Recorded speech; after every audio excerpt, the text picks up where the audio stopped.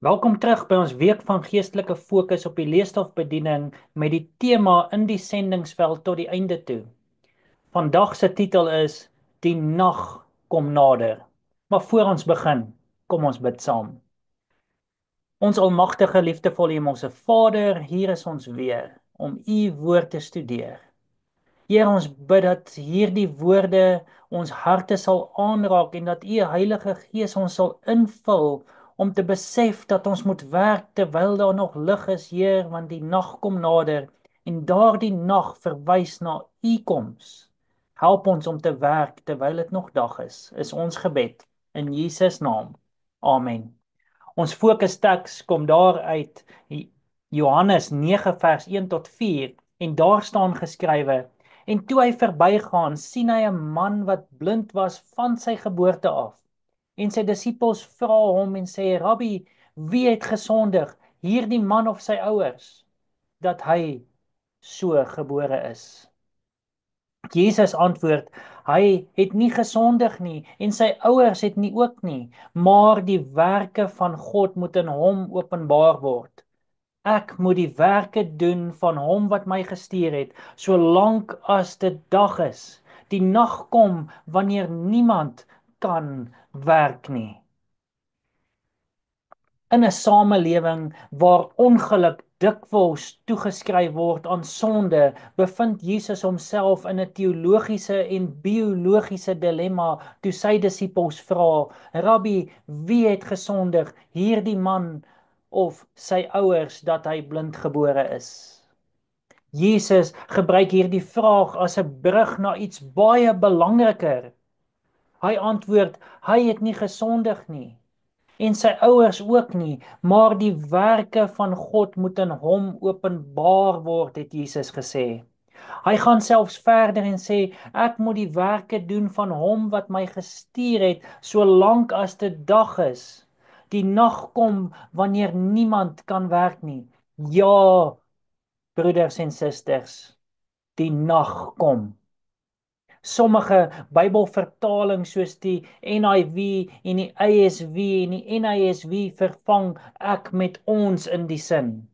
Ons moet werk terwyl dit dag is. Maar of dit nou ek of ons is, dit is nie waaroor ek vandag worstel nie. Die roepstem vandag is om te werk voordat die nag kom. Want soos ons almal weet, voor die nag kom, is daar dag. Kom ons kyk na die dag in die lewe van Christus. Jesus was altyd besig en het sy lewe gerig op sy missie. Vir hom het die dag nie net beteken wanneer die son skyn nie, maar enige tyd wanneer geleenthede hom toegelaat het om te werk. Dit was dag vir hom toe hy water in wyn verander het in Kana.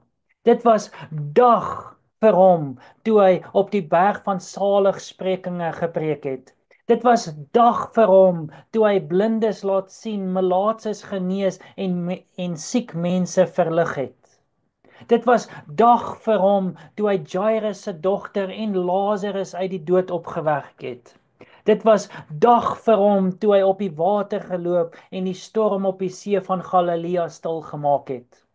Dit was dag toe hy klein kindertjies na hom geroep het en mense duisendvoudig gevoed het. Dit was dag toe hy nagte op die berg spandeer het in gebed.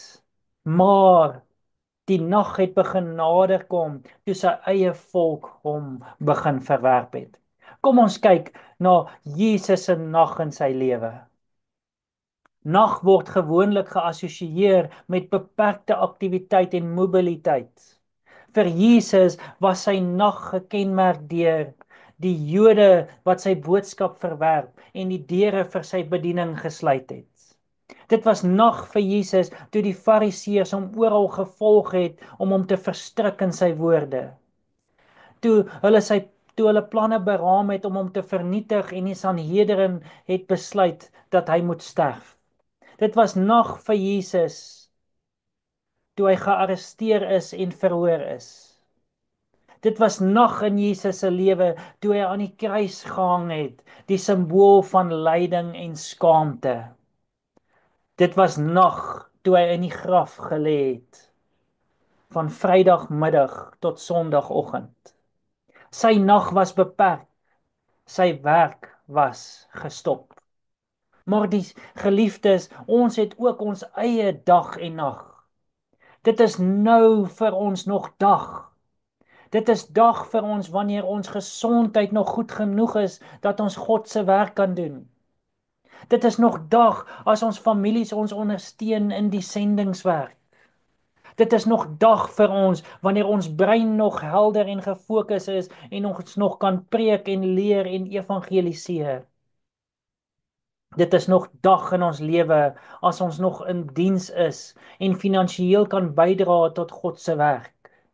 Dit is dag vir ons as ons besighede nog floreer en ons kan tiendes en offergawes bring.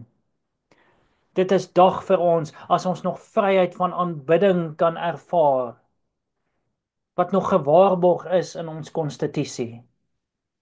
Dit is dag vir ons as ons nog sonder vrees kan preek en kerk toe kan gaan. Maar geliefdes, die nag is op pad. Die nag kom. Soos Jesus sy nag verwag het, moet ons weet dat ons nag vinniger nader kom. Die nag kom wanneer ons gesondheid verswak en ons nie meer die woord kan preek nie. Die nag kom wanneer ons nie meer kerk toe kan gaan nie. Die nag kom wanneer ons oë so swak is dat ons nie meer ons Bybel kan lees nie. Die nag kom wanneer ons nie meer kan werk nie en ons besighede nie meer winsgewend is nie. Die nag kom wanneer ons in ons kus lê en nie meer kan getuig nie. Die nag kom wanneer ons godsdienstvryheid weggeneem word. Die nag kom wanneer ons nie meer die evangelie vrylik kan verkondig nie. Die nag kom wanneer mense wat nou luister hul ore vir die waarheid sluit.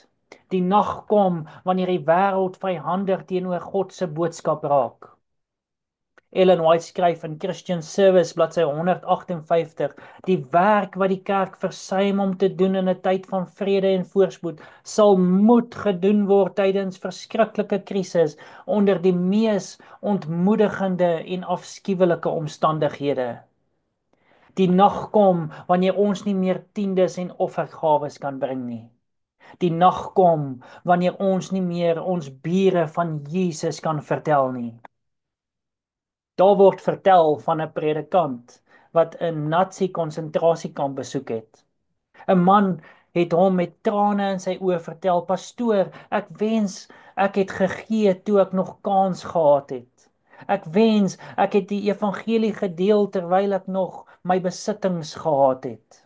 Maar nou is alles van my weggeneem." Geliefdes, moenie wag tot die dag kom om te besef dat jy moes dit gedoen het nie. Omdat die nag kom, laat predikers preek met passie. Laat die met gesondheid uitgaan en vir Christus getuig. Laat almal hul geestelike gawes tot eer van God gebruik. Laat tiendes en offergawes nou gegee word terwyl ons nog die geleentheid het. Laat ons ons gesinne herinner dat ons nou die tyd is om getrou te wees aan evangelisasie en rentmeesterskap. Omdat die nag kom, moet ons almal nou saam met God werk aan die voltooiing van sy werk. Wil jy saam met God werk deur 'n Christelike boek te versprei?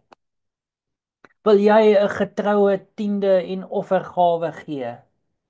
Wil jy 'n sieke besoek en 'n arm persoon help? Wil jy 'n evangelisasieboek aankoop en versprei? As dit jou gebeurte is, kom ons bid saam. O Here, U het so baie geleenthede en maniere hoe ons die evangelie kan verkondig. Heer, U roep elke liewe lidmaat om in hulle vermoë iemand te bereik met die evangelie. Of dit fisies is, of dit finansiëel bydra is, Heer, en of dit self met iemand gaan praat en 'n Bybelstudie aan te bied. Heer, ons weet U gebruik elkeen volgens hulle vermoë. U het talente gegee vir ons elkeen volgens ons vermoë. Heer, ek bid dat U deur middel van die Heilige Gees ons sal invul en ons sal bemoedig en dring, want die tyd is naby. Ons weet die nag kom nader. Heer, help dat ons sending sal vervul. Is ons gebed in Jesus naam. Amen.